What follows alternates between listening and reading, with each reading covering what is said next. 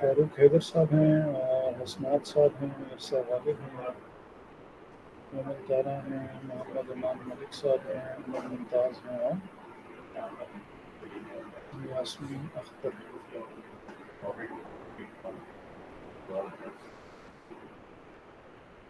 ये हाशिर असद साहब हमारे साथ ही होते हैं हमारे साथ है। और वो जो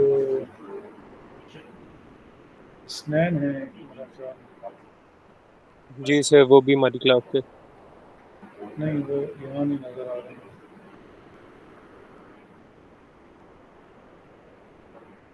बस वही रह गए हैं। टोटल हम कितने हैं? वो किधर है अपना हुज़ैफा?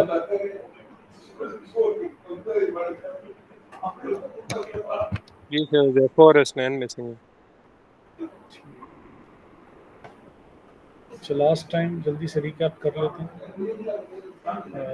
लास्ट टाइम जो है वो हमने कैश फ्लो स्टेटमेंट्स के ऊपर बात की थी और हमने उसका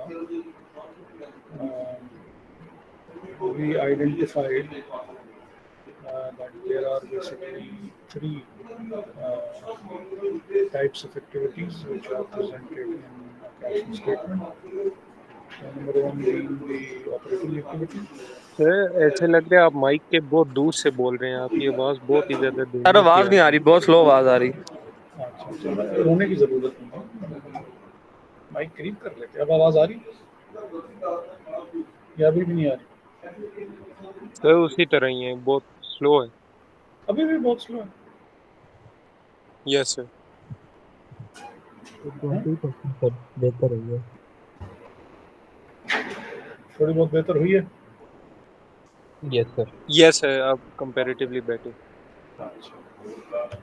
तो हम बात कर रहे थे कि लास्ट टाइम हमने कैश फ्लो स्टेटमेंट में बात ये की थी कि there are basically three types of activities. Number one being the operating activity, number two being the investing activity, and number three being the financing activity. And they correspond to basically the three major financial decisions that the finance guys have to take. Number one being that how they will arrange a cheaper source of financing, and we talked about that as well. That the debt is basically cheaper than the equity. Reason being the tax shield. और tax shield पे हमने क्या बात की थी कि because of the interest payments net income जो है वो रिड्यूस हो जाती है, and because of that you have to pay a lesser amount of tax. So the outflow which is because of the interest payment is a bit, you know,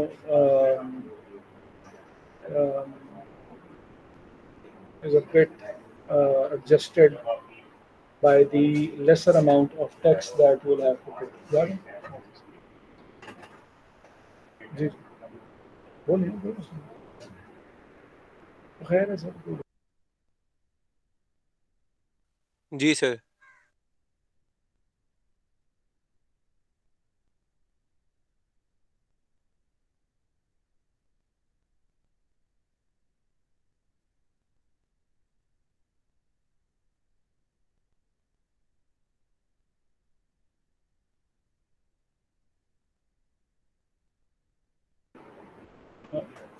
sorry वो ज़रा एक question पूछने के लिए आया हुआ था। अच्छा, तो हाँ,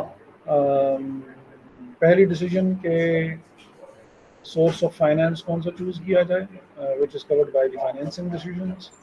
सेकंड डिसीजन ये होती है कि फिर वो जो पैसा आ गया, how would you employ that amount in a business, और that is covered by the operating activities.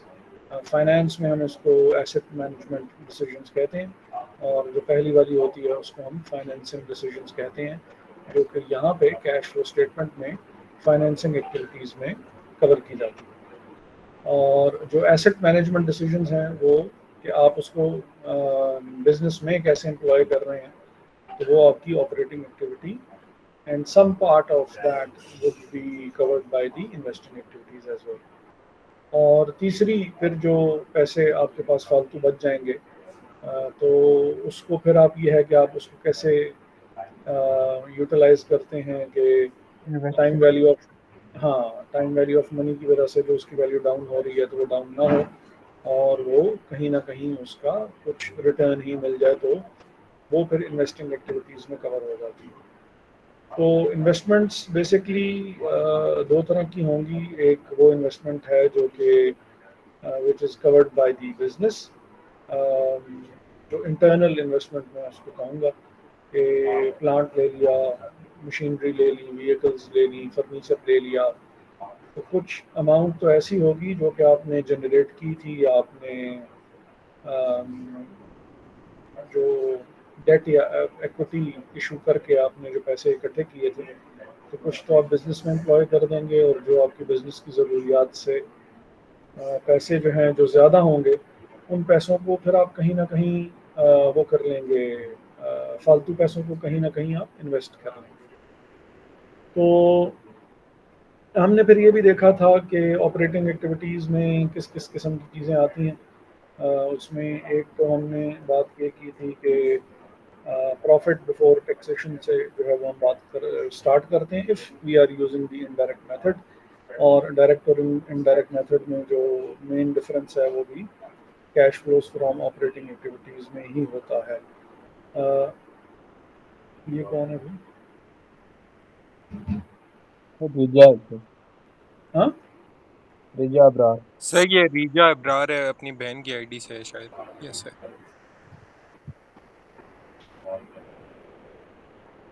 तो रिजा को हमने एंटर किया तो था।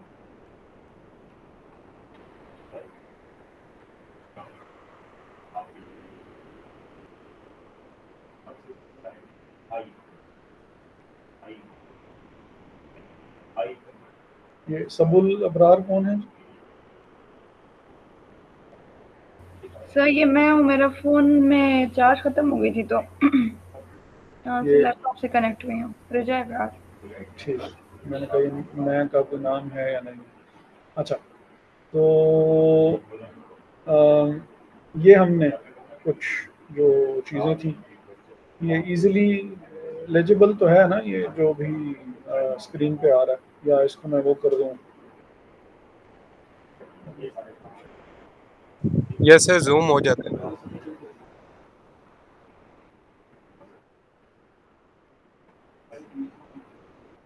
कर देते हैं, क्योंकि ऑब्वियसली मुझे तुम्हें फिर जाना पड़ेगा।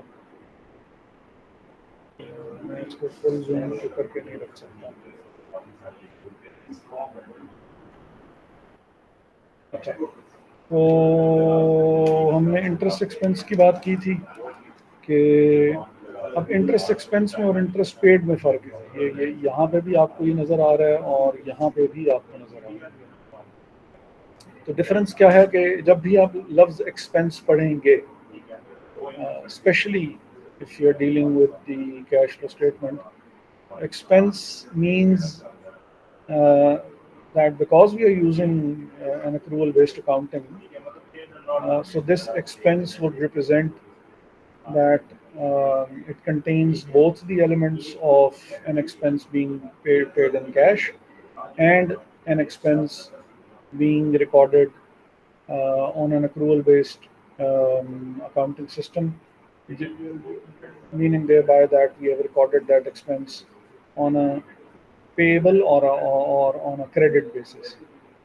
तो इसमें वो अमाउंट भी शामिल है जो कि हमने एक्चुअली कैश में पे की हुई है, और इसमें वो अमाउंट भी शामिल है जो कि अभी हमने कैश में पे नहीं की है, बल्कि क्योंकि पेएबल्स हम रिकॉर्ड कर सकते हैं अक्रूवल बेस्ड अकाउंटिंग में, तो वो अमाउंट भी इसके अंदर शामिल है। सादा अल्फाज में अगर बात करूँ, अगर आपको ये बात मेरी समझ में नहीं आई, तो एक्सपेंस का मतलब है कि इसमें कैश और क्रेडिट दोनों एलिमेंट्स शामिल हैं। और जब हम यहाँ पे नीचे जाके पेड की बात करते हैं तो मींस के जो एक्चुअली हो सकता है कि इंटरेस्ट एक्सपेंस आपका 100 हो, बाय एनुअली आप इंटरेस्ट पे करते हो, मींस 6 महीने के बाद आप पहली इंटरेस्ट की किस्त पे करते हैं, 6 महीने के बाद दूसरी इंटरेस्ट की किस्त पे करते हैं, और अभी तक आपने दूसरी इंटरेस्ट की जो इंस्टॉलमेंट है वो आपने पे नहीं की हुई है सपोज, तो एक इंटरेस्ट तो आपने पे कर दिया हुआ है, तो जो इंटरेस्ट पे कर दिया है वो तो ऑब्वियसली यहाँ आना चाहिए जो कि सपोज 50 होगा, लेकिन ये जो इंटरेस्ट एक्सपेंस है इसमें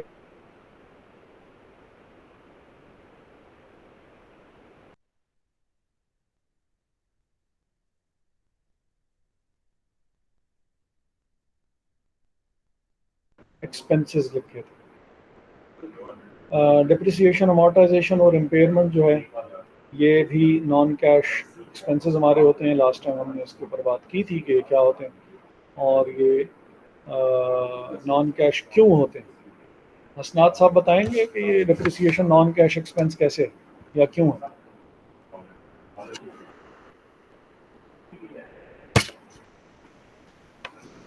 सर मैं बिजी हूँ बाद में। सर मैं बहुत शुक्रगुजार हूँ आपका कि आपने फिर भी क्लास ज्वाइन की हुई है। सर रश है ना गाड़ी में हूँ। अच्छा, तो आप जब यूनिवर्सिटी आएंगे तो हम आपको इनाम देंगे जी आपकी इस कमिटमेंट के ऊपर। वडाला कब सुना हुआ है आपने? जी सर कुछ नहीं, आप आएंगे हम ठीक है।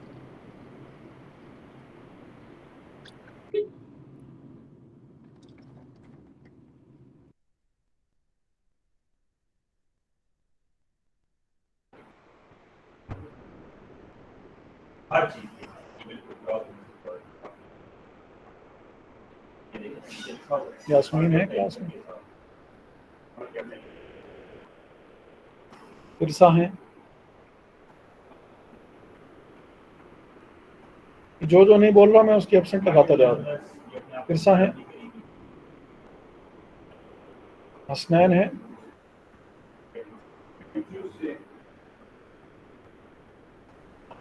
फारूक साहब हैं।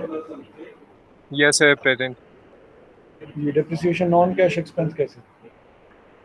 सर डिप्रिसिएशन हम पे तो नहीं ना करते, डिप्रिसिएशन तो वो decrease in value of asset होता है जो कि वो टाइम के साथ खुद ही डिक्रीज हो जाती है, तो उसे हम एक्सपेंस चार्ज कर देते हैं बट पे नहीं करते। डिप्रिसिएशन ये चीज़ है। फिर चले ये वैसे तो आपका मैं आंसर सही तस्वर कर लेता हूँ, लेकिन क्या depreciation is the gradual decrease in the value of the asset? Is it technically correct? जी फारूक सर।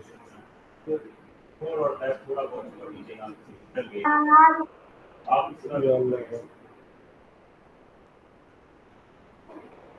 कहाँ बम फटा था? ये किसी ने बीच में हाथ भी खड़ा किया। आवाज मेरी आ रही है कि नहीं आ रही? सॉरी सर मुझे आवाज़ नहीं आ रही, यहाँ पर लाउड स्पीकर ऑन हो गया है एक। अच्छा, मैंने कहा कि क्या depreciation gradual decrease in the value of the asset है?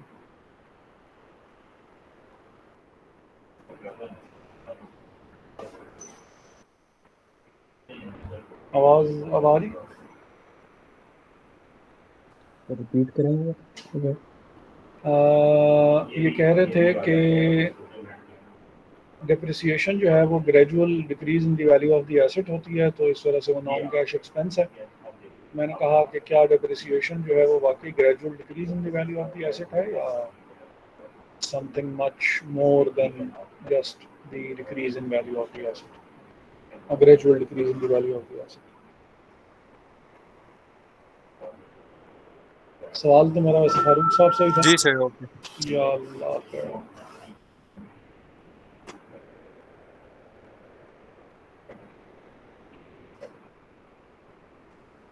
जी यास्मीन। सर मेरा नेट इशू है, मैं डिस्कनेक्ट हो रही हूँ बार बार। बस वो खैर आज की क्लास ज़रा थोड़ी सी ऐसी ही चलेगी, क्या करें अब।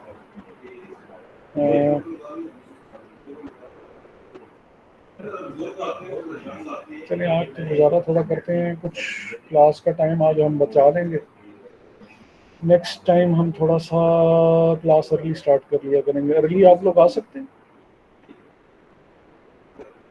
यस सर, आ जाएंगे 3 बजे। नो सर, लेट कर लें, जल्दी वाला सर, सुबह ऑफिस होते हैं। कौन कौन ऑफिस होता है?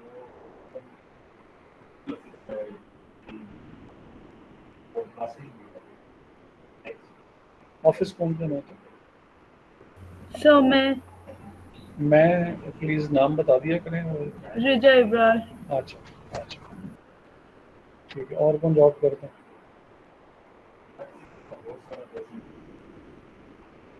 फारूक हैदर। ठीक है, 2 बंदे जॉब करते हैं। चलें हम कुछ कर लेंगे, उसको वेट कर लेंगे। अच्छा, तो हम बात कर रहे थे कि डिप्रिसिएशन जो है वो depreciation is basically the allocation of the depreciable amount of an asset, systematic allocation of the depreciable amount of an asset over its useful life। जो आप खर्चा कर चुके हैं, बहुत ही आसान अल्फाज में, जो खर्चा कर चुके हैं आप एसेट के ऊपर, उस खर्चे को आप उसकी लाइफ पे डिस्ट्रीब्यूट कर देते हैं, तो उसको डिप्रिसिएशन कहते हैं। पैसा तो आपका उस वक्त लग गया था जिस वक्त आपने एसेट को लिया था, अब आप सिर्फ उस पैसे को उसकी लाइफ पे फैला रहे हैं, डिफरेंट एक सिस्टमेटिक तरीके से उसको डिस्ट्रीब्यूट किया जा रहा है। तो खर्चा क्योंकि पहले हो चुका है, तो इस वजह से ये जो डिप्रिसिएशन है ये एक नॉन कैश एक्सपेंस है। फारूक साहब के जवाब से भी हम एग्री करेंगे जो उन्होंने जवाब दिया था। और साथ में जो अगर इसकी जर्नल एंट्री के ऊपर भी गौर कर लिया जाए तो डिप्रिसिएशन टू एक्यूमुलेटेड डिप्रिसिएशन जो है वो जर्नल एंट्री होती है, उससे भी हमें पता लग जाता है कि ये एक नॉन कैश, क्योंकि एक्सपेंस जो है डिप्रिसिएशन एक्सपेंस डेबिट तो हो रहा है लेकिन कैश क्रेडिट नहीं हो रहा, तो मीन्स कि ये एक्सपेंस हो तो रहा है लेकिन ये कैश में कहीं पे भी पे नहीं हो रहा। तो मुख्तलिफ तरीके से हम ये प्रूव कर सकते हैं कि डिप्रिसिएशन या अमोर्टाइजेशन या इम्पेयरमेंट जो है ये नॉन कैश एक्सपेंसेस हैं। अमोर्टाइजेशन क्या होती है?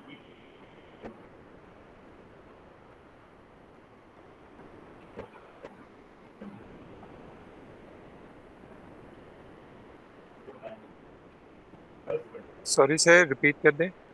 मैंने कहा अमोर्टाइजेशन क्या होती है?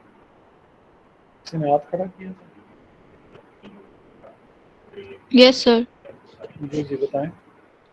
So paying off a debt over a period of time in equal installments. और कुछ? और कुछ? अमोर्टाइजेशन जो है वो डिप्रिसिएशन ही है, लेकिन वो एक इंटेंजिबल एसेट की, जो टेंजिबल एसेट्स हैं उनकी जो एलोकेशन होगी उनकी वैल्यू की, उसको हम टेंजिबल एसेट्स की जिनको छुआ जा सकता है, मशीनरी है, व्हीकल्स हैं, फर्नीचर है। जी अमान,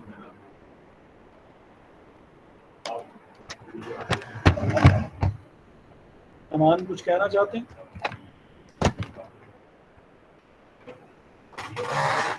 वो यूजुअली हैंड रेज करके तो नहीं कहता, शायद वैसे ही हो गया हो। अच्छा, तो शायद वो कुछ ऐसा काम कर रहे हैं जिसमें उनसे गलती से बटन प्रेस हो गया, जी सर। जवाब नहीं दे सकते हैं उसका। चलें ठीक है। डिप्रिसिएशन जो है वो हम लफ्ज़ तब यूज़ करते हैं जब एसेट जो है वो टेंजिबल नेचर का हो। हमने टेंजिबल की अभी बात की है कि टेंजिबल जो है वो बिल्डिंग है या फर्नीचर है या मशीनरी है या प्लांट है या व्हीकल है, या कोई इस तरह का कोई एसेट है जिसको छुआ जा सकता हो। जबकि जो इंटेंजिबल नेचर की जो एसेट्स होते हैं इंटेंजिबल एसेट्स होते कौन कौन से हैं, ये बताएंगी कोमल तारा। सर जो एडवांस में पे हाँ किए हुए हाँ होते हैं, जैसे हाँ, रेंट नहीं पेड नहीं इन नहीं, एडवांस। वो प्रीपेड एक्सपेंस होता है। लेकिन मैं फिलहाल कोमल तारा से पूछना चाह रहा हूँ कि इंटेंजिबल एसेट्स कौन से होते हैं।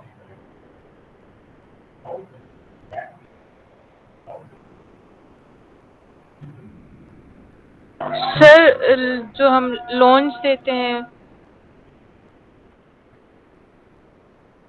लेते हैं, जो लोन्स हैं वो इंटेंजिबल हैं। लोन्स इंटेंजिबल हैं, तो फिर लोन अगर हम बात कर रहे हैं इंटेंजिबल एसेट्स की, तो लोन अगर किसी से लेंगे तो वो तो लाइबिलिटीज में नहीं आना चाहिए। Yes sir. अमान, अगर हमने यस सर। सर जो हम किसी का नाम यूज करते हैं सर, हाँ, सर आप फ्रेंचाइज की बात कर रहे हैं। Yes sir, trademark. ट्रेडमार्क हो गया, गुडविल हो गई, यस कॉपीराइट्स हो गए, ठीक है, तो ये वो चीज़ें हैं जो कि इंटेंजिबल एसेट्स हैं। गुडविल क्या यस होती है? गुडविल कोमल ब्रांड बताएंगी। का इमेज इन द मार्केट। हाँ जी, image of your product, brand itself जो है वो प्रोडक्ट। आपका एक इंटेंजिबल, उसमें वो आ सकता है कि यार लोग ये देख के और उनको पता लग जाएगा कि यार प्रोडक्ट कौन सी है और रिलायबल है नहीं है, खरीदनी चाहिए नहीं खरीदनी चाहिए वगैरह वगैरह। कोमल डर के भाग गई, कोमल डर के भाग गई। अच्छा नहीं, कोमल नहीं। अच्छा, तो कॉपीराइट्स हैं, पेटेंट्स हैं, ट्रेडमार्क्स हैं। ट्रेडमार्क होता है कि जो आपका लोगो है, जैसे लोगो। हाँ लोगोज वगैरह जो हैं, तो वो हो गए। ये सारे जो है ना, ये जितने भी हैं ये इंटेंजिबल एसेट्स हैं। कोई आपने कोई रेसिपी निकाली हुई है कोई, जो कि आपने रजिस्टर करवा ली है, तो वो आपकी इजाज़त के बगैर अब कोई और यूज़ नहीं कर सकता। कोई टेक्नोलॉजी है जो कि नई आपने इजाद की है, तो वो आपकी इजाज़त के बगैर, अभी एंड्रॉयड है, तो आपकी गूगल की इजाज़त के बगैर कोई इसके ऊपर अपना जो मोबाइल फ़ोन है वो उसके ऊपर वो नहीं बना सकता। iOS है तो ये आप यूज़ नहीं कर सकते और आप अपना फ़ोन लॉन्च नहीं कर सकते उसके ऊपर, क्योंकि वो कॉपीराइटेड है। उनकी इजाज़त के बगैर, उनको लाइसेंसिंग फ़ी वगैरह पे किए बगैर आप उसको इस्तेमाल नहीं कर सकते। लेकिन ये जो चीज़ें होती हैं तो इनकी एक सर्टन लाइफ होती है।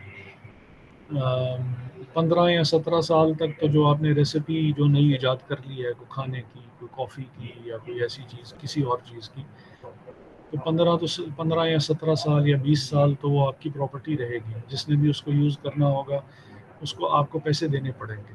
लेकिन जब 20 साल गुजरेंगे तो वो ओपन फॉर ऑल हो जाएगी। वो फिर हर बंदा जो है वो उसको इस्तेमाल भी कर सकेगा और उसके ऊपर अपनी प्रोडक्ट अगर बनाना चाहेगा तो बना भी सकता है, उसको आपको पैसे देने की ज़रूरत नहीं होगी। तो जैसे किसी एक टेंजिबल एसेट की लाइफ होती है, इसी तरह इनटेंजिबल एसेट्स की भी लाइफ हुआ करती है। 1 मिनट के लिए एक्सक्यूज कीजिए। और इनकी डिप्रिसिएशन को, इंटेंजिबल एसेट्स की डिप्रिसिएशन को हम अमोर्टाइजेशन कहेंगे, ठीक है। Yes sir. Okay sir.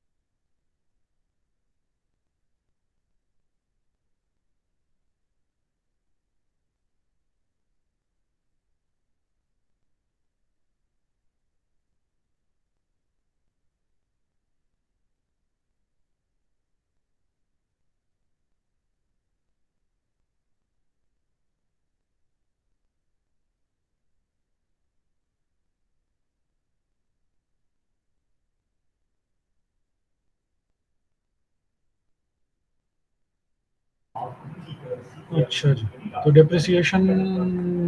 Depreciation होती है जब टेंजिबल एसेट्स हों बीच में इन्वॉल्व, जिनको टच किया जा सकता है, और ऐसे एसेट्स जिनको टच नहीं किया जा सकता और वो इंटेंजिबल नेचर के हों, तो उनकी डिप्रिसिएशन को हम क्या कहते हैं, अमोर्टाइजेशन कहते हैं। वो जो आपने लोन अमोर्टाइजेशन शेड्यूल पढ़ा था बिजनेस फाइनेंस में, और वो बेसिकली ये है यस कि सर। उस, हाँ, उसके लिए अमोर्टाइजेशन यूज़ लफ्ज़ इसलिए किया जा रहा है कि वो भी आहिस्ता आहिस्ता इंस्टॉलमेंट्स पे करके ख़त्म किया जा रहा है। लेकिन हम इस वक्त फाइनेंस की डोमेन में नहीं है, हम इस वक्त जो है वो अकाउंटिंग की डोमेन में हैं।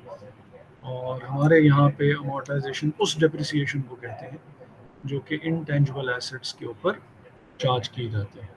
होपफुली आपको ये बात समझ में यस सर। आ गई होगी। और इम्पेयरमेंट Yes. ये बताएंगे, कौन बताएंगे, इसको रिपीट कौन करेगा? इरसा इस चीज़ को रिपीट करेंगे कि डिप्रिसिएशन में और अमोर्टाइजेशन में क्या फ़र्क है।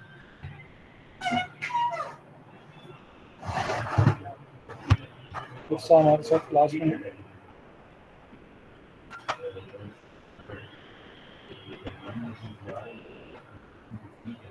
इरसा क्लास में है?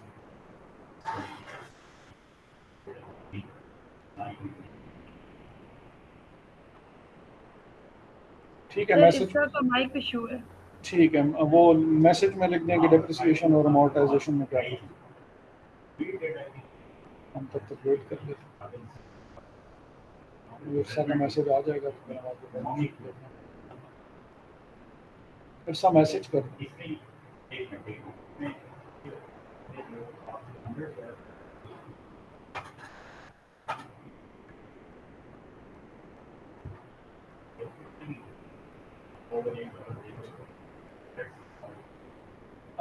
डिप्रिसिएशन और अमोर्टाइजेशन में डिफरेंस क्या है? सवाल बेसिकली ये पूछा था मैंने, डिप्रिसिएशन और अमोर्टाइजेशन में डिफरेंस क्या है?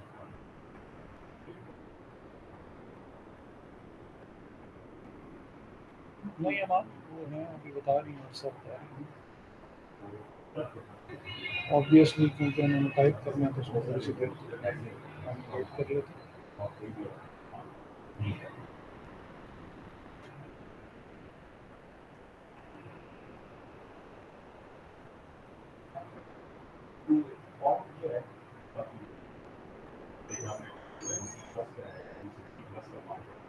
जी इरसा मैसेज टाइप करो।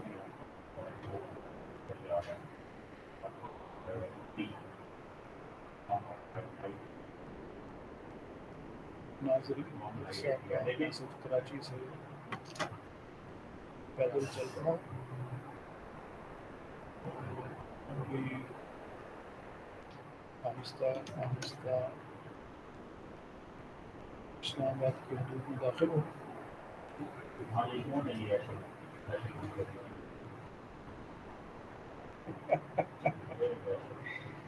इरसा ये बताया था मैंने, अमान ज़रा दुरुस्तगी कर दें इरसा, ताकि कह रही हैं कि सर आपने ये डिप्रिसिएशन कब बताया था? Depreciation is allocation of asset. वो कह रही हैं sir monetisation yes sir, means, monetisation नहीं पूछा सर आपने, मैंने अमोर्टाइजेशन पूछा था। अमोर्टाइजेशन पूछा सर। चलो खैर है, कोई बात नहीं, हम ज़रा चाह रहे थे कि इरसा अमोर्टाइजेशन और दुनिया में, डिप्रिसिएशन में आपने डिफरेंस पूछा। जी, तो डिप्रिसिएशन जो है वो टेंजिबल एसेट्स की हुआ करती है यस सर। और अमोर्टाइजेशन जो है वो इंटेंजिबल एसेट्स की हुआ करती है। सर एक क्वेश्चन है। जी जी जी, सर हमने ये पढ़ा है कि डेप्रिसिएशन जो है वो decrease in the value of an asset होती है।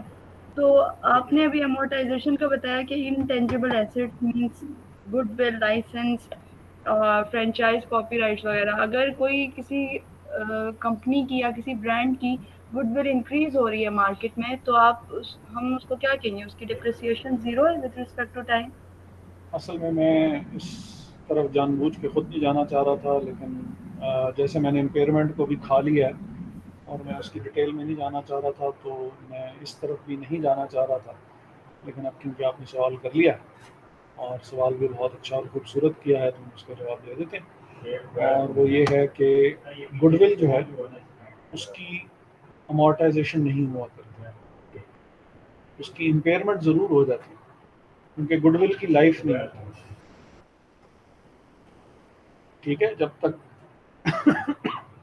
मसलन सैमसंग है, एग्जांपल दे देता हूँ, सैमसंग है, उन्होंने नोट 7 था या नोट 8 था, नोट 7 था, नोट 7 बनाया तो नोट 7 पटाखा मार जाता था। ठीक है, आप उसको चार्ज करते थे, वो धमाके से जो है तो फट जाता था, बहुत से लोगों का नुकसान भी हुआ, उनके लोगों पर लॉ सूट्स भी हुए।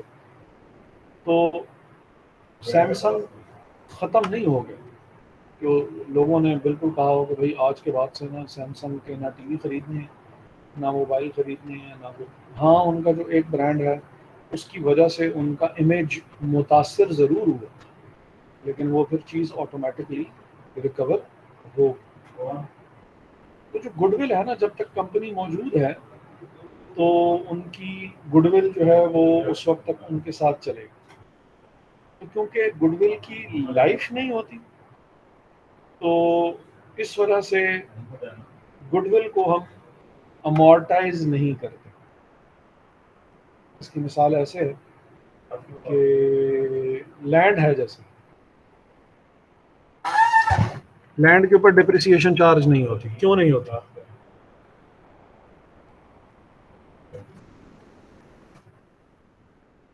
स्क्रीन नजर आ रही है?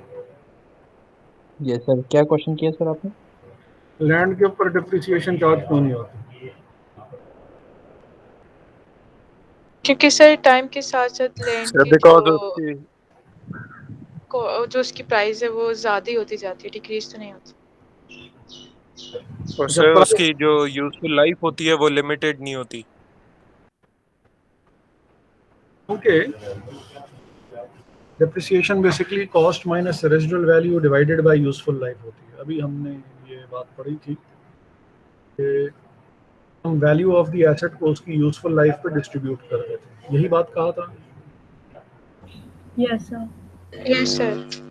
तो ये जो कॉस्ट माइनस रेजिडुअल वैल्यू है, रेजिडुअल वैल्यू बेसिकली फिलहाल आप समझने के लिए स्क्रैप वैल्यू कह दें इसको, फिलहाल स्क्रैप वैल्यू कह दें। स्क्रैप वैल्यू नहीं होती है, रेजिडुअल वैल्यू होती है। अब क्योंकि suppose if the cost minus residual value comes up to 100 and this useful life is infinity, anything divided by infinity would result in infinity. a zero amount. ठीक है, तो 100 divided by infinity would be zero. There would be no depreciation at all, जिसकी वजह से, क्योंकि land की कोई life नहीं है, इसलिए नहीं कि लैंड की वैल्यू अप्रिशिएट कर रही है। ये एक मिसकंसेप्शन है, गलत बात है। इस चीज़ को हम डिस्कस करेंगे जब हम डिप्रिसिएशन टॉपिक को हम डिस्कस कर रहे होंगे। तो लैंड के ऊपर भी प्राइमरीली मेन रीज़न जिसकी वजह से हम डिप्रिसिएशन चार्ज नहीं करते वो इसलिए है क्योंकि उसकी कोई यूज़फुल लाइफ, बिल्डिंग है उसकी एक यूज़फुल लाइफ 60 साल है, 70 साल है, 100 साल है, 250 साल है, लेकिन कोई एक नंबर है। फर्नीचर है, उसकी एक लाइफ है, गाड़ी है, उसकी एक लाइफ है, एरोप्लेन्स हैं, लाइफ है, प्लांट मशीनरी है, लाइफ है। उस लाइफ पे हम ये जो कॉस्ट माइनस रेजिडुअल वैल्यू है, ये जो 100 रुपीज़ है, इसको हम डिस्ट्रीब्यूट कर देंगे। अब अगर लाइफ भी 100 ईयर्स ही है तो हर साल 1 रुपए की डिप्रिसिएशन आ जाएगी, क्योंकि 100 डिवाइडेड बाय 100 हो जाएगा। अगर किसी एसेट की लाइफ 5 साल है तो जब हम इस 100 रुपीज़ को 5 हिस्सों में डिवाइड करेंगे तो that would come up to 100 divided by 5 which would result in a 20 rupees depreciation per year. अगर किसी एसेट की लाइफ 10 साल है तो 100 divided bye 10 would result in 10 rupees depreciation per year. तो हम क्या कर रहे हैं कि हम उसको, ये जो 100 रुपए हैं, ये उसकी लाइफ के ऊपर हम डिस्ट्रीब्यूट कर रहे हैं। अब अगर लाइफ ही इन्फिनिट है तो फिर तो ऑब्वियसली इसकी वैल्यू कुछ भी नहीं आएगी। तो जो गुडविल है, गुडविल की भी लाइफ नहीं होती है। हाँ, गुडविल डैमेज ज़रूर हो सकती है, तो जब डैमेज होगी तो हम उसके ऊपर इम्पेयरमेंट चार्ज करेंगे, हम उसके ऊपर डेप्रिसिएशन या अमॉर्टाइजेशन चार्ज नहीं करेंगे। अब ये इम्पेयरमेंट भी एक टेक्निकल वो है, टेक्निकल टर्म है, इसका ख़ास मतलब है, वो ख़ास मतलब हम बाद में देखेंगे, क्योंकि ये पूरा एक एरिया है जिसको हम आराम से हम डिस्कस करते होते हैं। तो जैसे डेप्रिसिएशन जब हमने बाद में डिस्कस करनी है, तो इम्पेयरमेंट भी हम बाद में डिस्कस करेंगे। तो गुडविल के ऊपर अमॉर्टाइजेशन चार्ज क्यों नहीं हो रही रिजा? क्योंकि उसकी यूजफुल लाइफ जो है वो इन्फिनिट है। Okay sir. जब तक बिजनेस है उस वक्त तक उसकी गुडविल उसके साथ चलेगी। कभी गुडविल स्ट्रांग हो जाएगी, बेहतर हो जाएगी, कभी गुडविल को डैमेज लग जाएगा। कोई एक दो प्रोडक्ट्स बहुत बुरे तरीके से मार्केट में पिटेंगी तो आपकी रेपुटेशन डैमेज हो जाएगी, लेकिन रेपुटेशन ख़त्म नहीं हो जाएगी, एक नाम ही ख़त्म हो गया। सैमसंग को बंद करो डब्बे में और घर भेज दो, ऐसा नहीं होने लगा। उसके बाद से भी लोग आज तक मोबाइल ले रहे हैं। हाँ, एक उसकी वजह से रेपुटेशन डैमेज बहुत हुई थी। यार ये किस किस्म का फ़ोन है, ये हैंड ग्रेनेड के तौर पे भी यूज़ कर सकते हैं आप, कि इसको चार्जिंग पे लगा दें तो जहाँ पे भी होगा खुद ही फट जाएगा, और जो भी आसपास के लोग होंगे ऑब्वियसली उनको नुकसान पहुँचेगा। तो अमॉर्टाइजेशन और ये जो इम्पेयरमेंट था, इसीलिए ये इन्होंने अलहदा भी लिखा। डिप्रिसिएशन अलहदा लिखी, अमॉर्टाइजेशन अलहदा लिखी, इम्पेयरमेंट अलहदा लिखी। ठीक है, तो गुडविल जो है वो अगर तो बढ़ रही है तो फिर तो बहुत ही अच्छी बात है, लेकिन अगर वो डैमेज हुई है तो डैमेज होने की सूरत में जो नुकसान होगा गुडविल का, उस नुकसान को हम क्या कहेंगे? इम्पेयरमेंट कहेंगे। फॉर द टाइम बीइंग समझने के लिए ये समझ लें, बाकी impairment is a technical term, is a technical topic, उसके ऊपर फिर हम बाद में बात करेंगे कि क्या होता है। ठीक है, ओके सर। तो ये अच्छा, हाँ, फिर जो एक चीज़ है, ये प्रोविजंस क्या होते हैं? प्रोविजंस फॉर एक्सपेंसेस, ये बताएंगे फारूक। सॉरी सर, आवाज़ क्लियर नहीं आई, क्या पूछा आपने? मैंने कहा ये प्रोविजंस फॉर एक्सपेंसेस क्या होते हैं?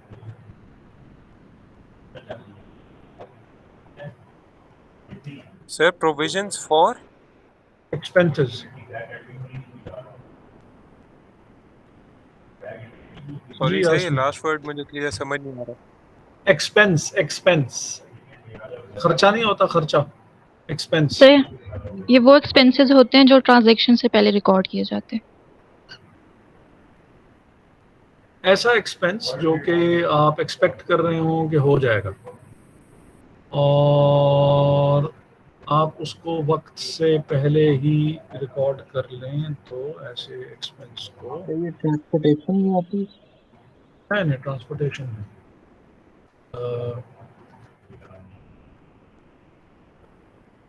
ऐसे बैड डेट एक्सपेंस है, ये हो जाएगा डेबिट, और प्रोविजन और बैड डेट एक्सपेंस। अब हमने एक्सपेंस रिकॉर्ड तो कर लिया है, लेकिन ये एंट्री पास करने का मतलब ये है कि ये जो बैड डेट का एक्सपेंस था ये अभी हुआ नहीं है। वी आर एक्सपेक्टिंग कि ये एक्सपेंस हो जाएगा और हमें ये अमाउंट अभी वक्त से पहले ही रिकॉर्ड कर लेनी चाहिए। ठीक है, तो प्रोविजंस वैसे बाय नेचर लायबिलिटीज होती हैं।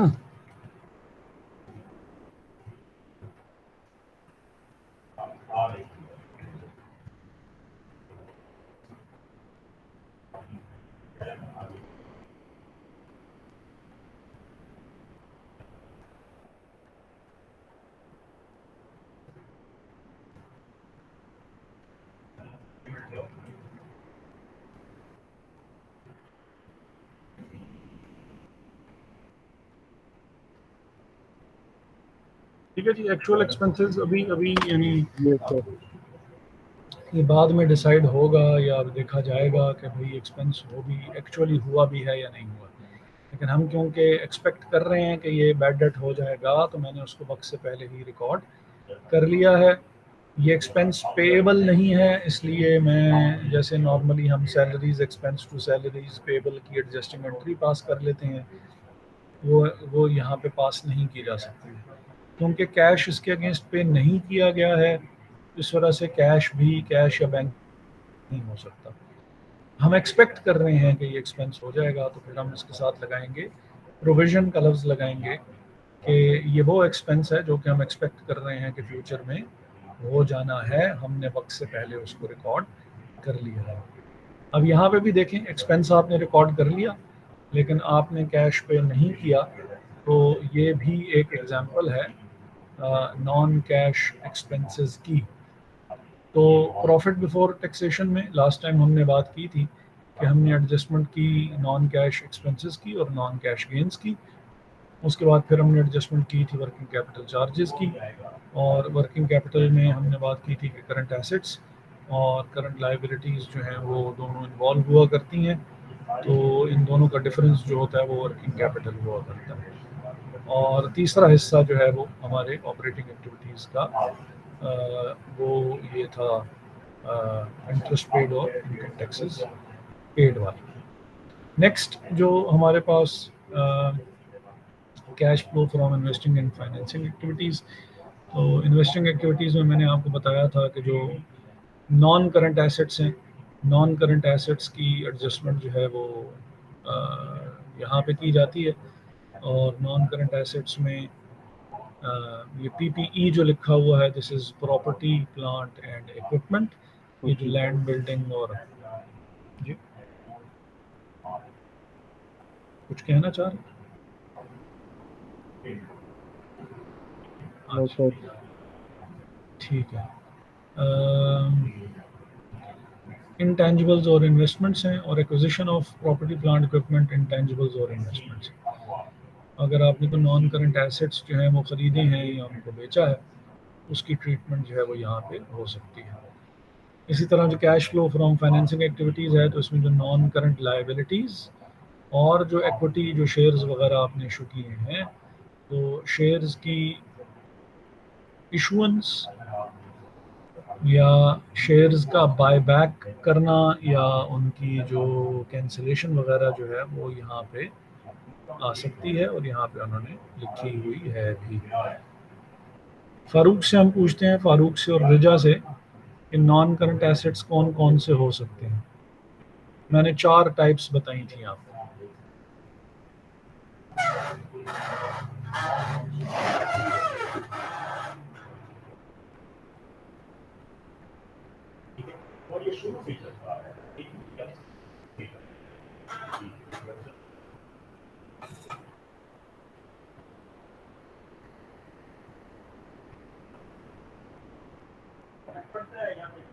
जी, जिसने भी हैंड रेस किया है वो खुद ही बता दो। सर इसमें आपने बताया था प्रॉपर्टी प्लांट एंड इक्विपमेंट्स होते हैं, इंटेंजिबल्स नॉन करंट इन्वेस्टमेंट्स होती हैं, लॉन्ग टर्म लोन्स होते हैं, एडवांसेस होते हैं, long term deposits, pre payments, deferred cost वगैरह। सॉरी, एक बार फिर से दोहरा दें। सर आपने बताया था लॉन्ग टर्म जी इन्वेस्टमेंट्स थी, और नॉन करंट इन्वेस्टमेंट थी, long term loans and advances थे, long term deposits, prepayments और डेफर्ड कॉस्ट। ठीक है, कौन बोला? यास्मीन। इंटेंजिबल जी, और इंटेंजिबल। इंटेंजिबल फिक्स्ड एसेट्स का ही बताया था आपने, बिल्कुल सही, और लैंड और बिल्डिंग। बिल्कुल सही। वो जो लैंड और बिल्डिंग है वो आ जाएगी, ये जो पीपीई लिखा हुआ है ना यस सबसे सर। पहले, वो सारी इसमें आ जाएगी। ठीक है, टैंजिबल्स जितने भी हैं वो इसमें आ जाएंगे, फिर इंटेंजिबल्स हैं, फिर इन्वेस्टमेंट्स वगैरह हैं, लोन्स या एडवांसेस या फिर डेफर्ड कॉस्ट वगैरह होती है तो उसमें भी आना इधर ही है। ठीक है, तो ये इन्होंने ऑब्वियसली सारी चीज़ें करी लिखी, कुछ चीज़ें लिखी हैं, कुछ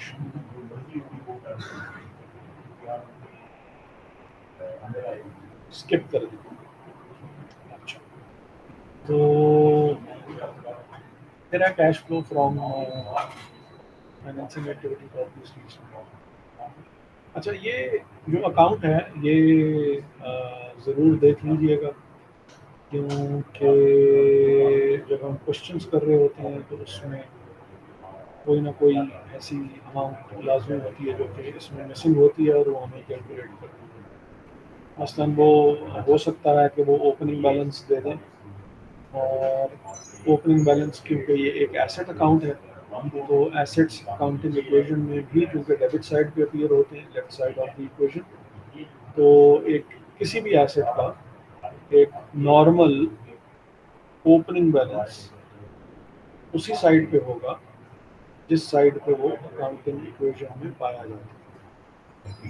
किसी भी एसेट का नॉर्मल ओपनिंग बैलेंस एसेट का नॉर्मल ओपनिंग बैलेंस उसी तरफ आएगा जिस तरफ वो अकाउंटिंग इक्वेशन में होता है, जो कि left side of the equation है। Assets is equal to liabilities plus equity है।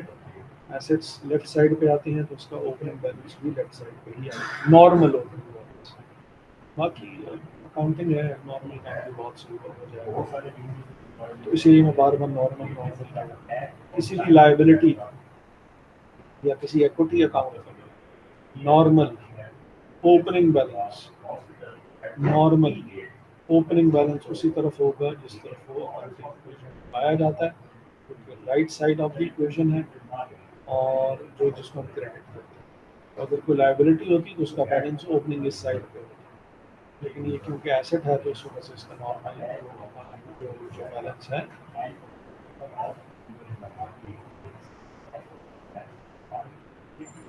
वो लेफ्ट साइड पे।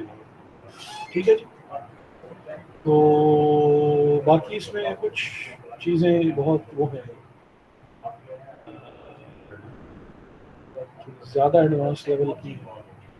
तो आपने ये कैश याद रखना है, जब कोई एसेट परचेज करेंगे तो ऑब्वियसली एसेट को हम डेबिट करते हैं और कैश को क्रेडिट करते हैं। क्योंकि एसेट डेबिट हो रहा है और ये अकाउंट भी एसेट का बन रहा है, तो इस वजह से डेबिट साइड जो उसके अमाउंट आएगी। और जब हम कोई एसेट बेच देंगे तो ऑब्वियसली एसेट क्रेडिट होता है, तो ये एसेट के अकाउंट में अमाउंट क्रेडिट साइड पे रिकॉर्ड की जाएगी, जैसे यहाँ पे इन्होंने डिस्पोजल एडजस्टमेंट दी हुई है। और बैलेंस जो है वो ऑब्वियसली कैरेट डाउन हुआ है। Usually the closing balance is recorded on the opposite side of where the opening balance appeared. ठीक है, अगर ओपनिंग बैलेंस जो है वो डेबिट साइड पे तो क्रेडिट साइड पे आएगा, अगर क्रेडिट साइड पे है तो डेबिट साइड पे आएगा। यूजुअली ये नहीं होता कि जिस साइड पे ओपनिंग बैलेंस है उसी साइड पे क्लोजिंग बैलेंस भी आ जाए, लेकिन अभी अकाउंटिंग रिपोर्टिंग एबनॉर्मल काम भी बहुत से हो जाया करते हैं, तो हम उसकी एक्सप्लेनेशन ढूंढ लेते हैं कि अगर ऐसा हो रहा है तो हमने अगर मिस्टेक भी नहीं की हुई है तो ये ऐसा क्यों हुआ। ठीक है, नॉर्मली ऐसा होता है, एक ही साइड हैवियर होती है, उधर की ओपनिंग बैलेंस आ जाता है और उसके ऑपोजिट साइड पे क्लोजिंग बैलेंस नॉर्मली जो है वो आ जाता है। तो इम्पॉर्टेंट अकाउंट है क्योंकि इसमें कुछ कैलकुलेशन वगैरह जो है वो सवालों में हमें इसकी ज़रूरत पड़ सकती है, तो इसको ज़रा थोड़ा पढ़ के रखिएगा। इसी तरह क्यूमुलेटेड डिप्रिसिएशन के अकाउंट में से यूजुअली हमें डिप्रिसिएशन की अमाउंट जो है वो हमें चाहिए होती है, तो ताकि जब हम इंशाल्लाह यहाँ से आगे जब जॉब शॉप या कुछ करोगे तो कहीं पर आप ऑफिशियल ड्यूटी पर जाते हैं तो आपको आने जाने का बाकायदा तौर पे जो है वो टी ए ट्रैवलिंग अलाउंस वगैरह जो है वो आपको दिया जाता है, या आप किसी और जगह पे जा रहे हैं हमारे काम के लिए यही की वजह से ही जा रहे हैं, तो भाई इस तरह कीजिएगा कि अच्छी सी गाड़ी पे जाइएगा और अच्छी सी जगह पे जाके खाना शाना खाइएगा, उसका भी हम पैसे वगैरह जो है वो आपको। तो खैर जो एक्यूमुलेटेड डिप्रिसिएशन का जो अकाउंट है ये क्योंकि नेचर इसकी एक कॉन्ट्रा एसेट अकाउंट है,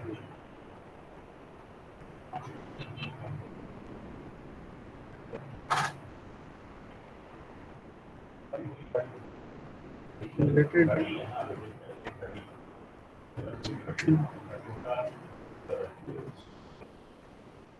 contra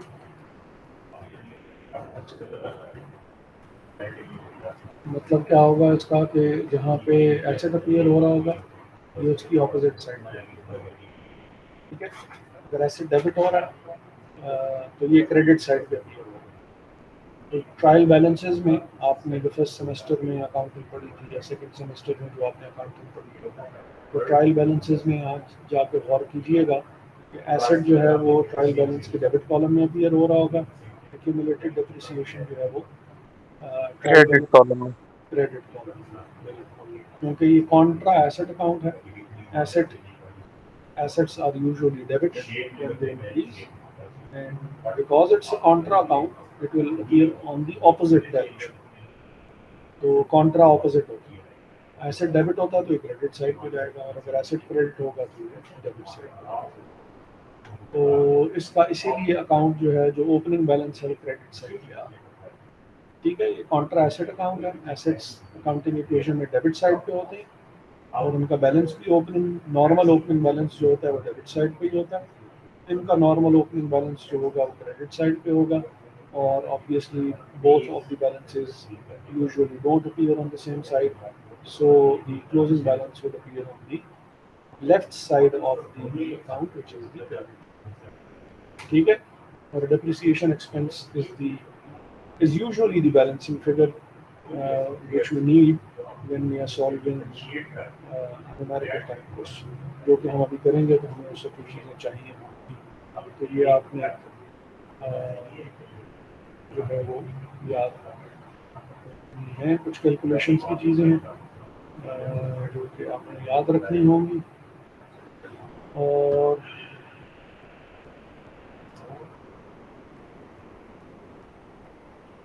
इस तरह करते हैं कि आप क्वेश्चन देख लेते हैं।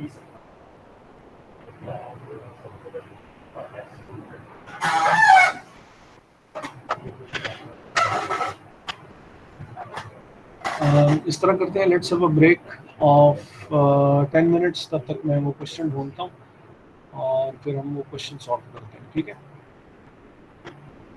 Let's have a break of 10 yes minutes. Sir, okay okay. Sir.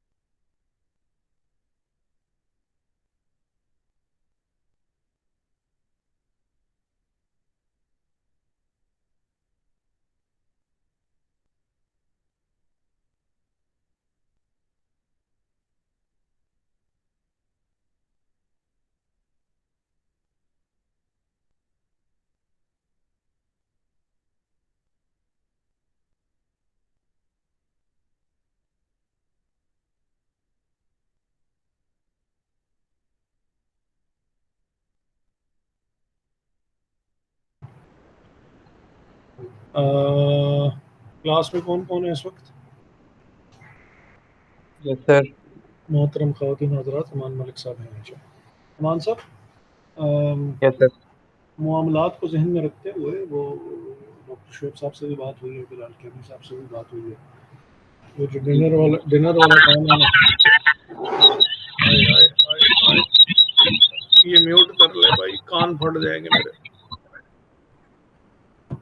अच्छा, वो उनसे बात हुई है, तो फिलहाल के लिए इस तरह करते हैं कि इसको पोस्टपोन कर देते हैं। खाली बंदों की बात तो नहीं है, प्रॉबेबली शायद